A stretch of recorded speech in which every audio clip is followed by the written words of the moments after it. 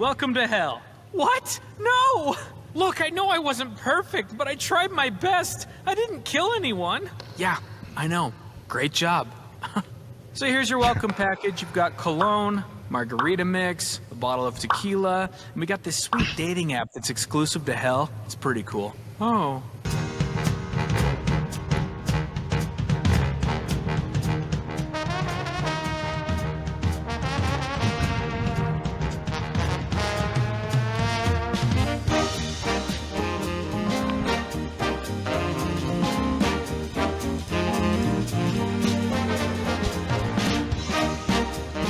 The views expressed on the following broadcasts do not necessarily reflect those of KHLT, Take 12 Radio, or our affiliates. The opinions on this show should not be considered as medical, psychological, or professional advice and are those of the host, co-host, and guest. Take 12 Radio and KHLT Recovery Broadcasting are not affiliated with any particular 12-step fellowship.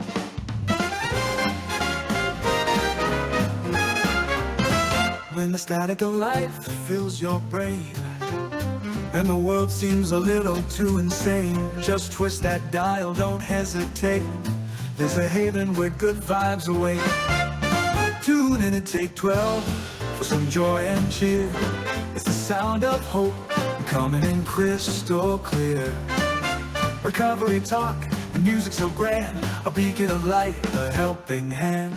Welcome, one and all, to another fine episode of the world's oldest and original recovery talk and recovery music radio station and podcast, the Take 12 Recovery Radio Show. I'm your host, recovered alcoholic, the Monty Man, and this is my co-host from Huntington Beach, California, Roger McDermott. La, la, la, la, la. Of course, we have the Make-Believe Take 12 Recovery Radio Orchestra. We have the weekly wine. I know you're all looking forward to that, particularly Roger. Yes, indeed. And kind of an interesting topic this week: hell, God, and grace. We're going to be talking about all three on this episode of the Take 12 Recovery Radio Show. Music so grand, a beacon of light, a helping hand. Kaboom! Yes, indeedy. Roger, how the heck are you, buddy? I'm good. It's a beautiful Monday morning. It's a little overcast in Huntington Beach, but looking forward to the day. Yes, indeedy. Yeah. Well, I have to do this before I forget. There is a new version of a very old story called Frankenstein. It's out on Netflix now, and it is phenomenal. It is a totally different perspective. Let's just put it this way. Who's really the monster? It is filled with, it's a little slow moving in the beginning, but stick with it, listeners. I highly recommend it. It is filled with metaphors, godly moral metaphors, forgiveness, grace. We're going to be talking a little bit about that today, about grace. But yeah, just amazing. And the guy that plays Frankenstein, oh my goodness, what a great job. Everybody did a great job in this thing. So check it out if you have Netflix. I'm sure it'll show up somewhere else at some point as well. And there you go. So dippity doo-dah, dippity day, dippity day, dippity day, dippity yay. Hip hip hooray. Oh, went out into the backyard yesterday, and lo and behold, the fence from our neighbor's house had fallen down and knocked over our cow gate, what we call our cow gate. It's a big aluminum piece of a gate that we use to block off this one area. So it's not a big deal. If it falls down, we pick it back up and just lean it against the thing. So we've had some pretty hairy winds whipping up here around the Pacific Northwest. And in fact, we had some tornado warnings there for a while, but didn't see any. Didn't see any tornadoes. Okay, so Roger's doing good. I'm doing well. Dion is sleeping in today, I guess. Hi, Dion. Hi, Dion. And let's see what is next on the agenda. Sorry to interrupt, but sadly, yeah. it's time for the Monty Man's weekly whine, where he whimpers and whines about things he's powerless over. Blah, blah, blah. Yeah. Hey, Tony J. Every time I hear the baby cry, I think of Tony J. Tony J. TJ. Okay. Imagine a world where one simple decision, keeping our clocks aligned with the natural cycle of the sun, could save lives, prevent accidents, and improve mental well-being. It's not just about an hour of lost sleep, it's about how small disruptions ripple through our health, our workplaces, and even our children's futures. Yet, despite overwhelming research supporting better sleep policies, such as delaying school start times to align with adolescent biology and the adoption of permanent standard time, these issues remain largely overlooked in public policy discussions. Sleep deprivation comes with real costs. Chronic sleep deprivation does more than leave people tired. It costs an estimated $411 billion annually in lost productivity and healthcare costs. Poor sleep leads to workplace mistakes, car accidents, and long-term health issues, and strain businesses, families, and the economy as a whole. Fortunately, there is a fix. Smarter sleep policies, such as permanent standard time and later school smart times, can boost efficiency, improve health, and save lives. I don't know that permanent standard time will fix it all, but I got to tell you, I am so sick and tired of daylight savings time. And what's the opposite of daylight savings time? Daylight losing time? I don't know. Back and forth, back and forth. It's. I don't know. What's your take on daylight savings time, or do you even have an opinion? I I never understood why we changed at all. I mean, I never. What was the reasoning behind changing time? I don't really know, and I don't. I mean, I don't. I thought they were going to make it standard once and for all. I thought that was what they were going to do. Well, yeah. Now, in the state of Oregon, and so, to answer your question, why did they do it in the first place? Maybe somebody can educate us on this.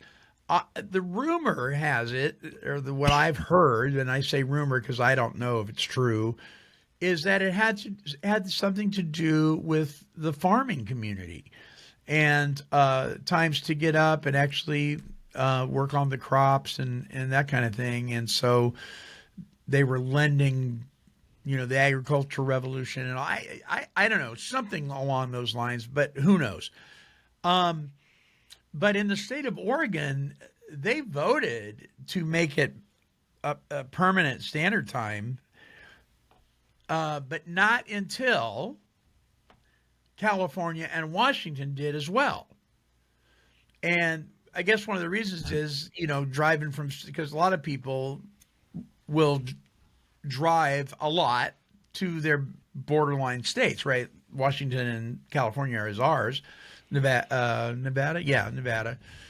So like Arizona, they don't change their clocks. There's one little Navajo nation that does, little Navajo reservation that does, but other than that, Arizona doesn't do it. But I don't know that California and Washington's ever going to step up to the plate and actually do that. I like I said, I don't understand the reasoning behind it all. I don't get it. Arizona doesn't change, and neither does Hawaii. And it's very confusing when it does change, because when I have appointments in Arizona and I'm driving from California, I have more than once been, oh my gosh, I'm going to be late because I forgot the time change. Yeah. And it's really annoying and inconvenient, to be honest. It should be the same everywhere and not changing. I mean, come on, people. I mean, Yeah, gee whiz. out of all the things that are going on today that can't be fixed, we can fix this. Come on now. Come on now. Come down and do this thing. You get this off, or I'm gonna have to come out there and I'm gonna have to get some whooping. You know what? Oh yeah, okay. Is that the weekly? By the way, is this the weekly wine? This is the weekly wine. I'm whining about daylight savings time. Yeah. Okay. Yeah. You got anything? Well, I'm sort of with you. I don't get it. I don't understand it, and I don't know why they don't just make it simple and it's like, okay, it's standard time across the board. I'm telling you, man, when your gnome is sad because of daylight savings time, you know what I mean? They've crossed the line. My poor little gnome. Oh, poor gnome. Oh, my gosh, Monty. A grown man hugging his gnome. Know. Well, you know what? It's the holidays are upon us. The gnomes are coming out. Can you believe it? One day I was at total peace, and all of a sudden I'm seeing Christmas commercials. I'm like, oh. Oh yeah, all the Christmas decorations are out at all the stores. Wow. It's not even Thanksgiving and we've got all the Christmas decorations out. Oh, gollies. Oh well. I love Christmas. I'm a Christmas guy. I love Christmas. Me too. It's just so, it comes so quick. I mean, we just got everything put away. Come on, people. Maybe, can we do it every other year? Jesus, what do you think? Let's say every other year? Oh, yeah, he's good with that. He's good with that, yeah. He goes, it's not even my birthday, guys. Every other year? Every other, yeah. Yeah, I vote for that. Yeah. Oh, my goodness sakes. All right, there does it for the weekly wine. I'll wrap that up. Thank goodness that's over. Yes. Now we can get back to the show. All right, listen to this. We'll be right back. This is Tom Williams and Alicia Martinez, and we'd like to invite you to join us right here at Take12Radio.com for the Came to Believe Recovery podcast. Topics will include a deep look into the how and why the 12-step movement was so successful in the past and how it can experience that success again today. And I came to believe in a power much higher than I.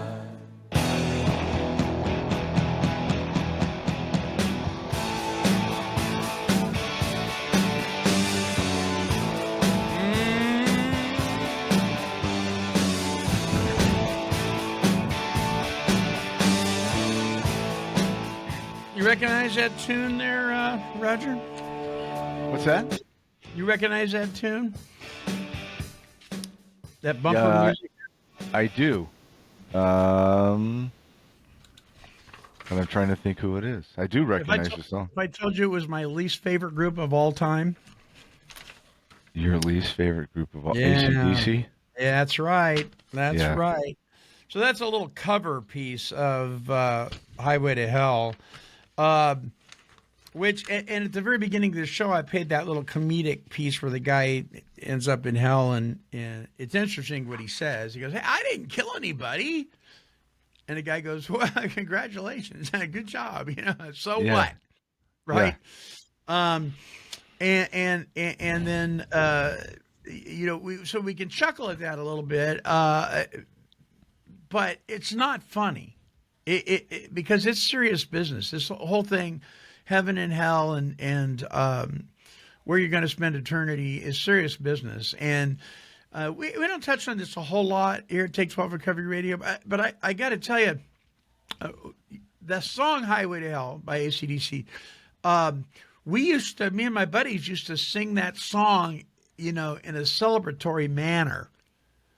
You know, tipping our beers, driving down the road in a convertible on the way to the coast, singing, you know, we're on the highway to hell, man. And we're just having a good old time, right? And even then, something in my spirit, it bothered me. There was something in, you know, it's like I'm having a good time with my friends, but something didn't fit. You know, well, it didn't, because that's not where God wants us. and certainly there's a lot of us who have experienced maybe a little of the scratching of the surface of hell, this side of hell. It always interests it always amuses me when people say that quote that you might hear in meetings sometimes. Well, religion is for people that are scared of going to hell, and spirituality is for people who have already been there. And I'm like, if you think that you have been to hell, you have no idea what you're talking about. Exactly. Yeah. Your worst day, the ugliest moment in your life, is no comparison to what hell is going to be like. Eternal suffering, separated from God. Are those strong words? Yeah. Are those words religious words? Okay, if you want to call them that, I don't care. I really don't care. But the truth is the truth. Right.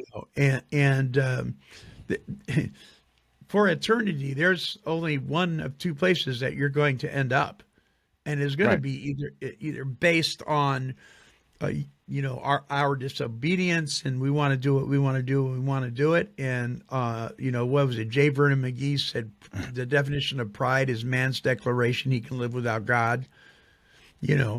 And people say, well, if it was a loving God, why would he send anybody to hell? Look, you're already going there. You're already doomed. He's just reaching down with his hand and saying, take my hand and I'll save you from it. Why wouldn't you do that? Well, I think one of the reasons, Roger, is because people don't believe they are doomed. Oh, totally. I firmly believe that. Yeah.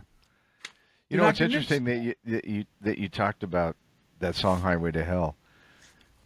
I can flash back to the first time I heard that. For some reason, like you, it didn't resonate in my spirit, my soul. It just even the name. I just like. And I could have been drunk and loaded, but I still didn't like it. Yeah. And I couldn't revel in that.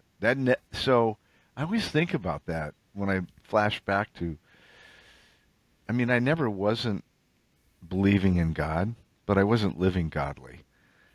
But in my spirit, I'd rather listen to Stairway to Heaven as opposed to Highway to Hell. And not that Stairway to Heaven was biblical. But the point was, I'd rather be on a stairway to heaven than on a highway to hell. Yeah.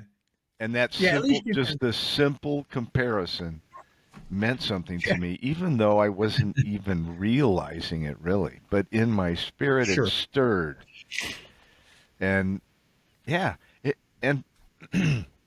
just because people don't believe there's a hell doesn't mean there's not a hell. There's one or two places, like you said. And I'm like, what does some person have to lose? Well, everything, and live in eternal darkness. So a simple decision could change your world for the rest of eternity. Why is that so challenging to people? Honestly, what is the issue? Yeah. We were watching one of those hospital TV shows. I think it was Grey's Anatomy, maybe.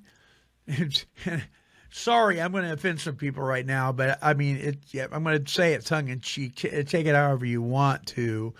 But we had a list of shows that were recorded throughout the week, and we're like, oh, which one do you want to watch tonight? And for the last couple of days, Grey's Anatomy's been up there, and I've been like, yeah, I'm not really in the mood to go down the lesbian road tonight. Because it's just a constant in your face, the right of sexuality with people, no matter who it's with, on television, just over and over and over again. And I love Grey's Anatomy, but it's like that piece, I'm getting a little sick of it, So we watched it last night, and there wasn't that going on. But what was going on, though, is this one doctor he's explaining to his girlfriend, his pregnant girlfriend, why she believes in God, or at least a supreme being, and he doesn't. And he gave that reasoning that people give a lot of the time. You know, if there's a God, why would he kill my brother? If there was a God, why would he take my mother? You know, if there's a God, why are little children dying?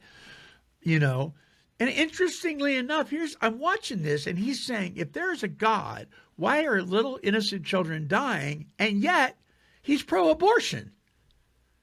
He's part of the problem. How And how I'm do you like, oh my how, gosh. yeah, how do you solve that? I mean, that makes absolutely, regardless of what you believe, that just makes no sense. No. You know, and it's like if God was and this is what he said, if God was all loving, okay, so I'm thinking to myself, no, we know that he is, but just bear with me here for a minute, Roger. What makes this guy think God's all loving? You know what I mean? It's like, well, maybe he's not. Maybe he doesn't love your sin. Maybe there's 7 things he hates.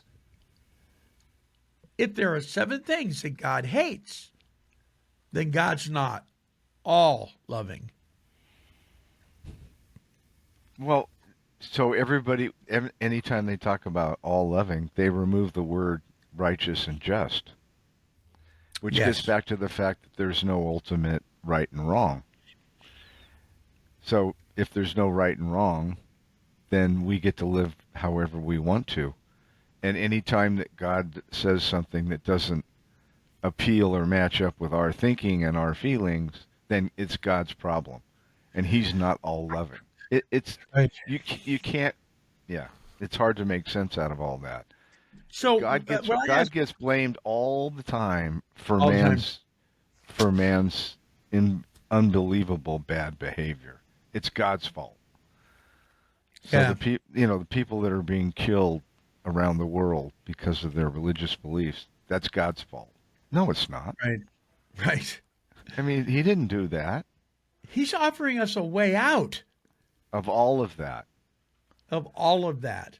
And it's a simple decision. Why do people fight that?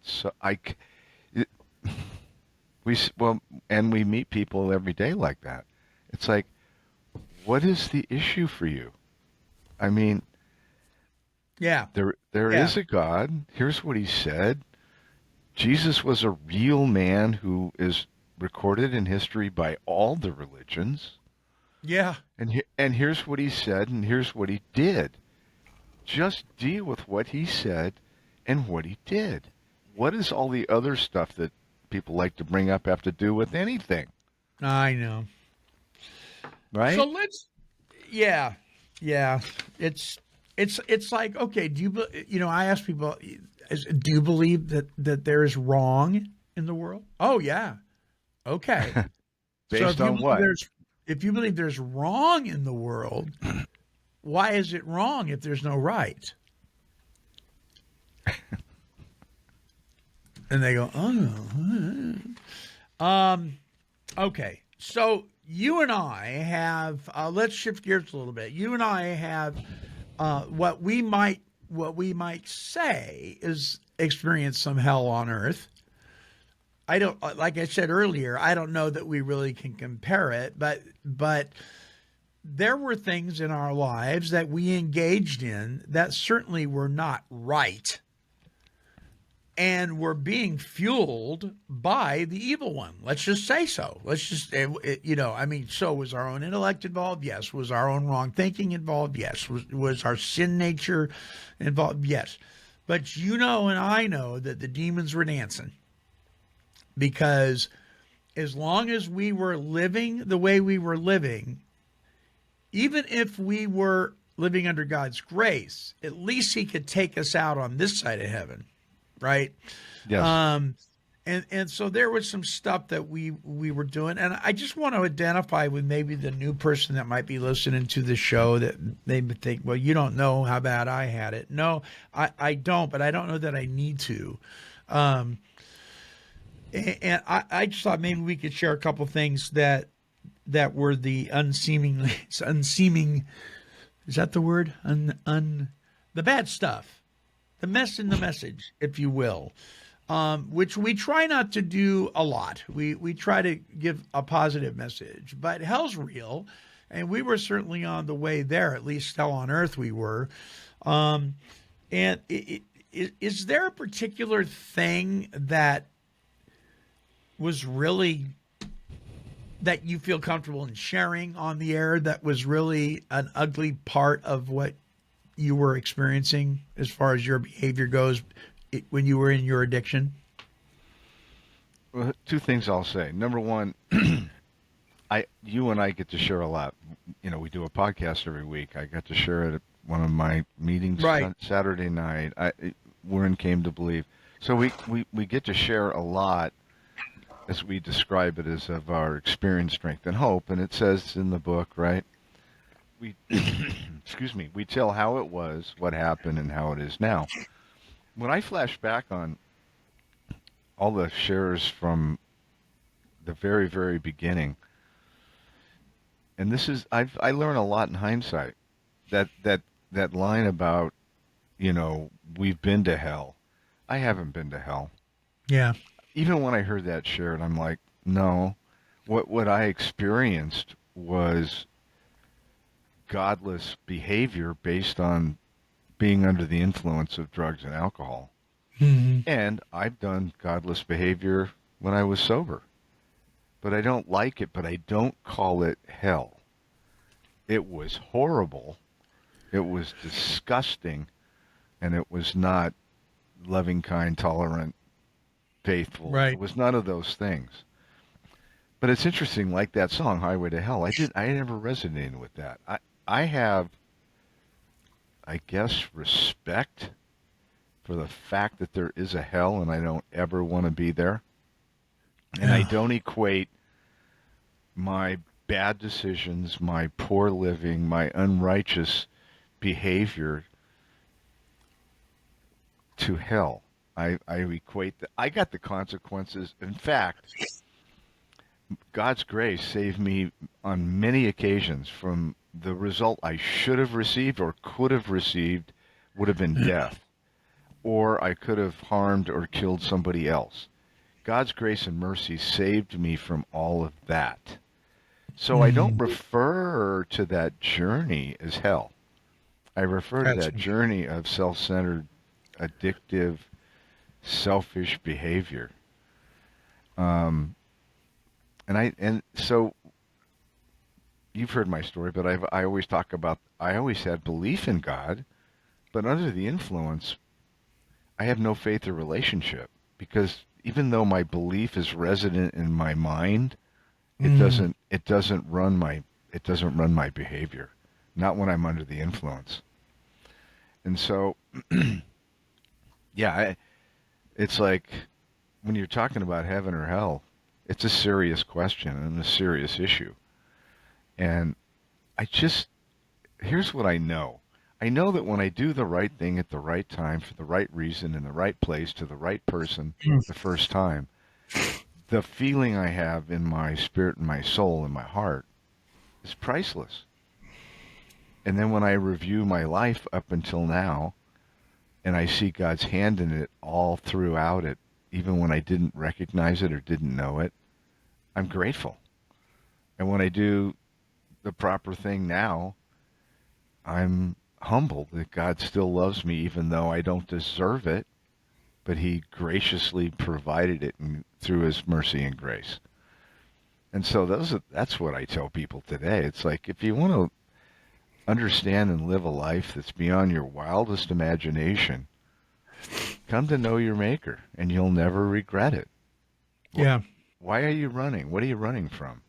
Why is it so? It's like, and that's when those questions come up. Well, if there's an all-loving God, why?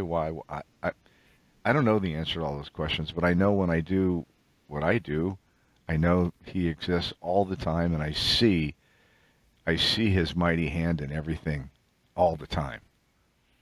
Yeah. And it's such a blessing. Talk about freedom and purpose and grace and mercy and love and tolerance. I just want to pass on the good news. And that all happened as a direct result of the 12 steps.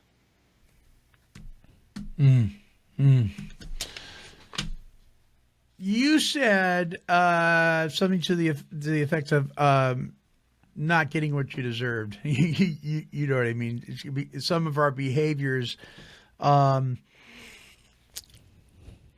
are consequences to our behavior. 100%. Right. I mean, so if I'm And biting my fingernails and I keep doing it, eventually, if I don't do something about that habit, let's say it's a habit, I'm going to start bleeding. That's a consequence of biting my fingernails compulsively. I knew a lady that actually did that, and she actually applied the 12 steps in her life in that area, and she stopped biting her nails. But there are consequences to our actions, but it amazes me how many times we did not experience what would normally have been the consequence to a specific action. That it wasn't there, but God stepped in, and I look back now and went, wow, he prevented that. He did not. He showed me so much grace when I should have been in prison. right. Well, that's mercy. I mean, mercy is not getting what you deserve, and grace is getting what you don't deserve. And I didn't deserve either one of those. But he showered me with them. You know, and so when I was thinking about one of the things that I wanted to share that was part of my mess, there was a whole bunch of stuff that came up, and I thought, well, I can't share that because that isn't my right to do that because of other people's involvement. And I can't share that because of the same reason. And I can't share that because of the same reason. And I kept thinking about, and then one hit me because the guy is no longer living. But I had a buddy in college that, you know what? This is what's the trick. He really wasn't a friend. I used him. You know what I mean? And I mean, as much as he used me, I mean, he was kind of a jerk. And nobody, in fact, when my first year in college, I was sitting up in the dorm and somebody said, hey, so-and-so is coming back this year. Who wants to be his roommate? And nobody would raise their hand because there was a whole bunch of, senior students in there. And I went, oh, I'll do it. And they're like, oh, no, he has no idea what he's in for. And they were right. This guy was crazy. But there was something about him. I just hung out with him, right? Well, then years later, we went our separate ways and so forth, and I'm in my active addiction. He let me move in with him, and I started training to be an insurance agent. And it was like the second week I was there, and he had to go to this seminar and for the company, and I was left to do my training for the insurance company and so forth and so on. And I took an advance on my pay, totally planning on using that to buy methamphetamine, right? And I ended up stealing everything in his house that wasn't nailed down. Stereo systems. I mean, just all this stuff. Really expensive wine. He was a wine connoisseur. Really expensive, and selling it for very little money so I could get drugs. And that was the incident that led me to Santa Monica Boulevard and then ending up down at the coastline and putting something in my arm. I didn't even know what it was, and waking up 2 weeks later in Oregon. Right. So that was the thing that was part of that whole thing. And I remember ending up in the place that would be the beginning of my earthly salvation from active drug use, if you will, at a Bible college buddies of mine's house. And I told him, I said, I need to get a hold of this guy because, I ripped him off and so forth and so on, and got a hold of him. And he had called the police, man, because he come home from this seminar and his house was gone, basically. It was empty. And they started following the credit card. They can follow where you've been, right? Right. So there was all this stuff, all this financial damage that I left in the wake of my using that weekend or whatever it was. And he got an investigator involved and everything else. And you know what? He dropped it all. Wow. He Why? just he let it go. He said, if you really mean that you're going to get help, because he knew I was struggling before, and that's one of the reasons why he was helping me out. But he said, if you really mean this, I'll just let this whole thing go, and he did. And Wow. and of course, the story is I did get help, and then from that point on, my recovery started. But he showed me that mercy, and he got it taking me to the cleaners, man. I deserve to have to pay for that, and I never had to pay for that. Well, I suppose you could say you do eventually, right? But you know what I mean. The consequences of my actions that could have happened never happened because of forgiveness and grace. And this guy was a known jerk, and yet the love of God came through, and he pardoned me, buddy. He Yeah. pardoned me. What? And I can tell you story after story that was similar to that, of my behaviors that I was in prior to that, and but I'm like you. I could say, well, I felt like it, because I did spend some time in as a member of or as a guest of the state of Oregon in their prison system, a short period of time, 6 months. And I thought I was in hell then. I was not anywhere close. So here's God, right, in your life and my life, stepping in, right, and doing something in us through this wonderful, wonderful fellowship that we call a fellowship of the 12 steppers. And what happened? I mean, for you, was it like an aha moment? Or, I mean, what was your last debauchery? What was it like? I mean, how did it hit you? It was like, wow, what's going on here? I mean, was it like that, or was it subtle, or what? No, I think you've heard my story. So after my third DUI, I was looking at 6 months in jail. And so my lawyer said, you got to get in a program. So I went into Nancy Clark's alternative sentencing program. And that was December of 1996. And two things happened back to back that changed my whole world. Now, remember, I went to 12 years of Catholic school. I was married by Chuck Smith at Calvary Chapel, Costa Mesa. I was baptized by him. So were my two daughters and my wife. So I had born-again experience and Christian roots and all of that. Yeah. But under the influence of drugs and alcohol, all of that was pushed away. I'm literally the prodigal son that's spoken of in the Bible, because that's Yes. exactly Yes. what I did. Amen. Yep. I spent my inheritance and came back to God. And anyway, so there I am, and a KDAC counselor comes in and explains to us the alcoholic brain and the fact that when we drink or use drugs, our brains create acetaldehyde, this chemical that creates this crazy obsession that is not normal. It's very abnormal, but that's what happens. And I went, wow, nobody ever told me that. And so after that, he handed out a diagram. He showed the chemical reaction. It was explained in text. It's a medical fact. I went, okay, well, I can't drink or use. And I made a decision to stop drinking and use, and on the spot. Haven't gotten a sponsor, haven't even done step one, don't know anything about anything. But I made that decision.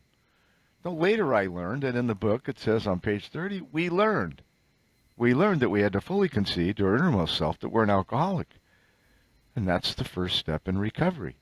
I didn't even realize that until years later, after reading the book and realizing I did that in December of 96, even before I had a sponsor and did the steps. Yeah. The second thing that happened was I was there by myself, and we had that moment with the man in the mirror. It was me and God and nobody else.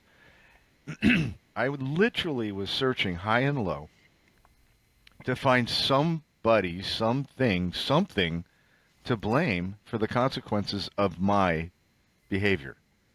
And there was nobody, I could find nobody to blame, including God. God didn't make me do any of the stuff I did. Yeah. He didn't Right. want me to do the stuff I did.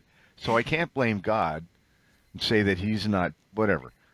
So those two things happened back to back, and my whole life has changed as a result of that. Then I did the 12 steps with a sponsor, and, I'm I have a lot of 12s in my life, but 12 years of sobriety, then I meet you.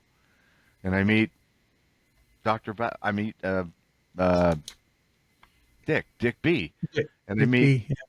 a whole bunch of people that are still in my life today, Yeah. 18 years later, 17 plus, almost 18 years later. Isn't that wild? That's just wild. That And many so, years have been gone by. yeah. So I look at all these things, and I see the hand of God in all of it. But I had to be participating in that. I had to recognize that God loved me, had a plan for my life, and that if I do what he recommends I do, like the 12 steps, my life is way better than if I don't. So I don't have to argue about whether there is or isn't a God, or he's just or unjust. I've experienced it. Yeah. And nobody can tell me that my experience isn't reality, isn't true, and isn't based on the God in the Bible. And then I come to find out that the God in the Bible is the God of the big book, and I'm like, are you kidding me? Yeah. Like I said, I was 12 years sober. Nobody had told me that. So Right. I've come full circle. The whole triangle and circle, I live it. I get it. I experienced it. I am that. Unity, sir. I mean, that's why I love talking about it. So, Yeah. but have I been to hell? No, I Yeah. have not Me. been to hell. Me either. Where I've been is the direct result of insane behavior based on self-centeredness on drugs and alcohol. That's where I was. You want to call it hell on earth? Okay, but I don't, because I don't equate it with what I could There's be no facing. comparison. I mean, people have no No. idea what they're talking about when No. they say, "Well, we've been Eternal to hell." darkness, eternal dark, never light, gnashing and wailing of teeth, eternal separate. I can't. It's even hard for me Your to brain can't say even it. go there. Yeah, Yeah. Yeah. Yeah.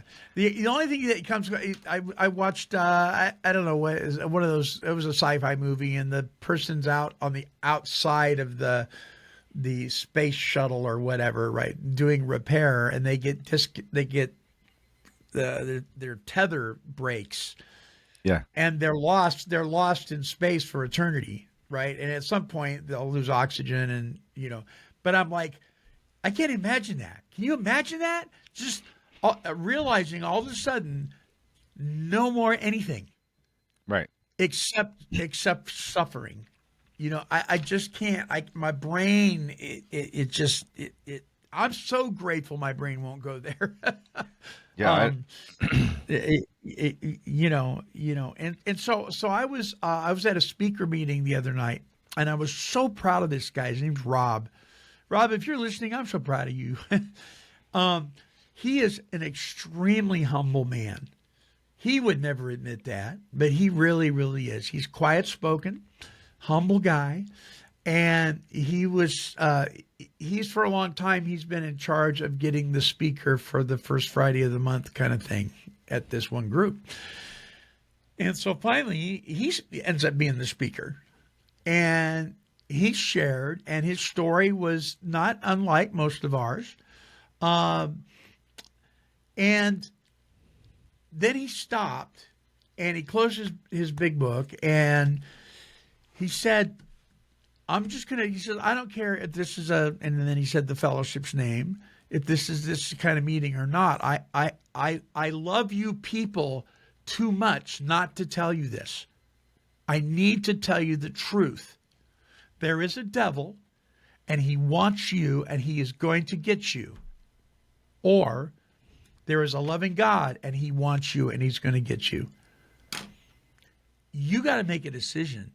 And you may not believe anything I've said, your higher power. I mean, it's none of my business what you want to call your higher, whatever you want to do. But I am telling you the truth. I love you enough to tell you the truth. And this is the truth. And then he shared about the gospel. And I was like, and I told him, I said, I am so proud of you, man, for standing up for what the founders of this fellowship believed in. And you stood by their side and you backed everything they said by sharing your experience, strength, and hope and the truth of the Bible. You know, and I thought, and you know what? You know what was a trip? This particular meeting has been known to be kind of a wonky meeting. It's been around longer than the traditions have been written. It's known as a beginner's meeting. It tends to be toxic. Kind of a toxic meeting, but there's a lot of people that have been loyal to it and have stayed, stuck around, and Rob's one of them. He got a standing ovation. I was shocked. Sometimes people, when they're faced with the truth in love, will respond like that. They don't want to always respond like, get away from me. You know what I mean?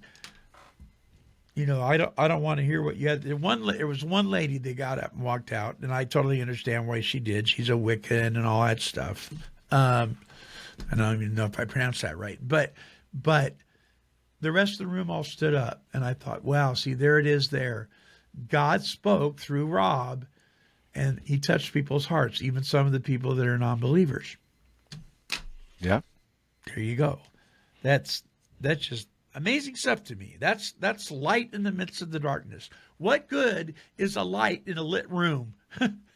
Right? None. We can preach to the choir all day long.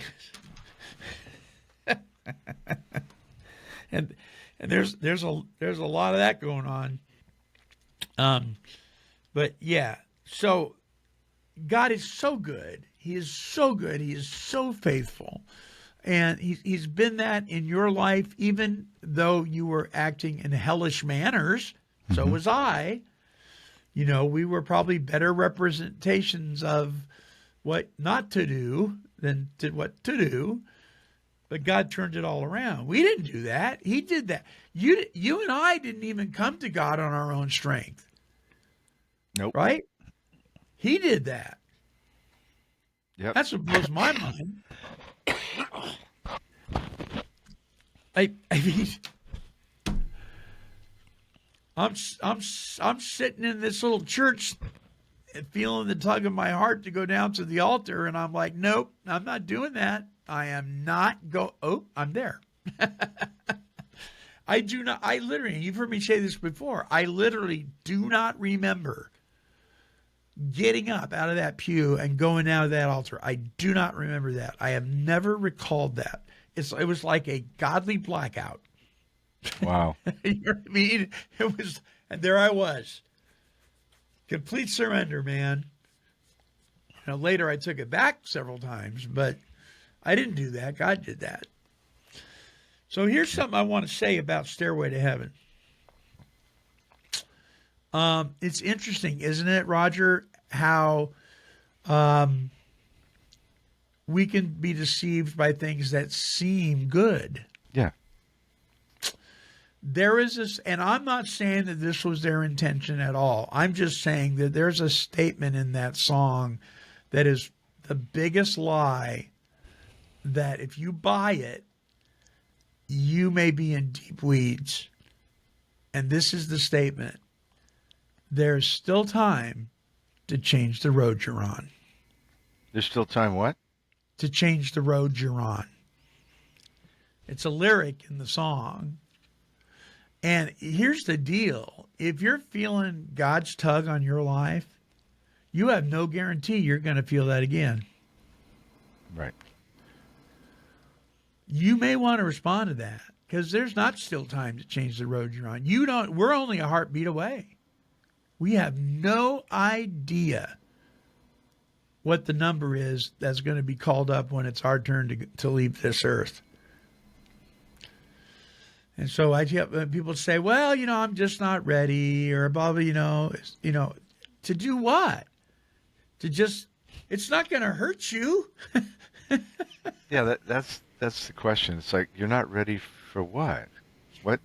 What do you think is going to happen I if you know. accept Christ as your Lord and Savior? What is this impending doom you think is going to? I don't understand it. It's like, if you just read who he says he is and what he did and who he says you are and how much he loves you, Yeah. he has a great plan for your life, far better than the plan that I could dream up. What is the question? I don't get it. But Yeah. I lived it. I did live it. But I was Yeah. I didn't reject him. I just ran from the truth that I knew because I was Yes. under the Yes. influence. Yes. I knew him, but I wasn't living for him until Yeah. everything changed. So this is a great segue into the closing song. This is Rhett Walker singing this version of the goodness of God.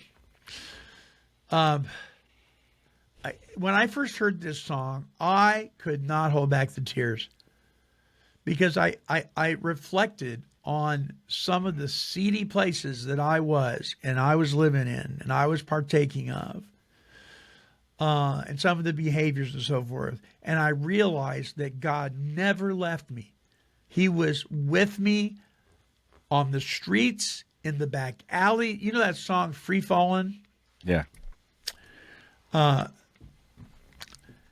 That was me. She's a good girl. She loves Jesus and Elvis, right? But here I am out just doing my thing. I'm in the shadows. That was me, man. And Jesus went with me in those horribly ugly places. He was with me. The goodness of God kept running after me. It kept running. It kept running. It kept running after me. The hounds of heaven would not let you and I be. Thank God. Thank God. And so as we listen to this song, I hope that some of you will reflect on where you've been and maybe realize that the goodness of God has been calling you to itself. And even in the midst of your darkest hour, he's there. He's not intimidated by that. And he can set you free as well.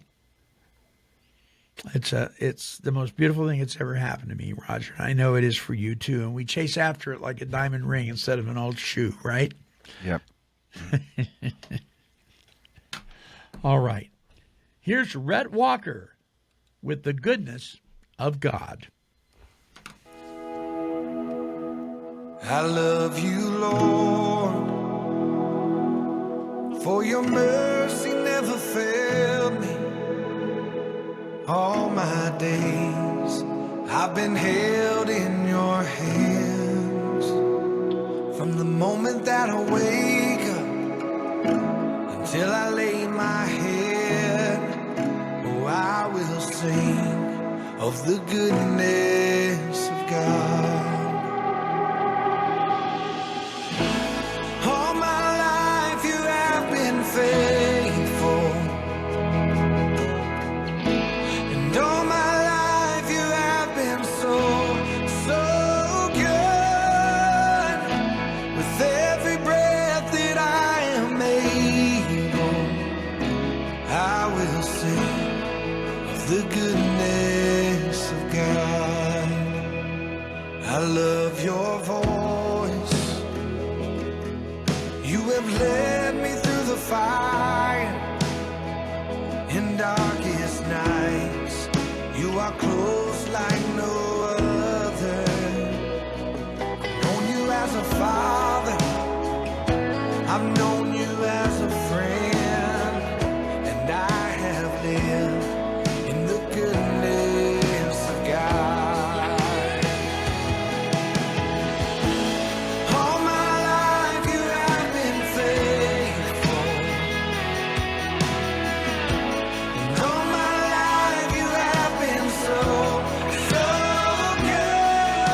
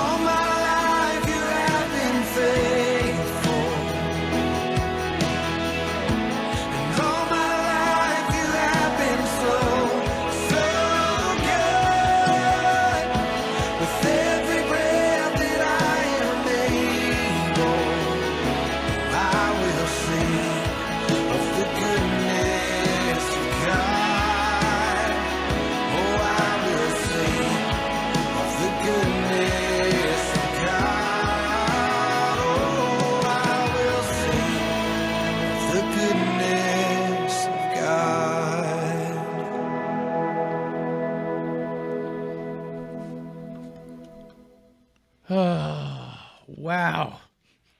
What a great song. Man. So I can't conclude this show without inviting you listeners.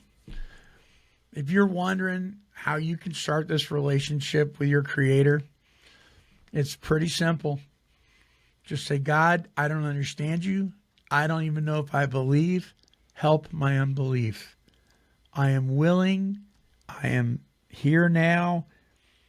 Please reveal yourself to me however you choose to do that. And I'll respond however you want me to respond. Amen. Amen. You'll never regret it if you do that. No, you never will. Roger, thank you for a great show, brother. Appreciate Thank you, buddy. All right. All right, until our next broadcast, this is the Monty Man along with Roger McDermott and the rest of the Take 12 Recovery Radio family, including Dion, who slept in. We are wishing God's perfect serenity for you. You. Don't let the weights of the past keep you down. There's a melody here to turn it around. In each story and song you'll find a friend, a chorus of courage that'll never end. This has been a broadcast of Take 12 Recovery Radio and KHLT Recovery Broadcasting.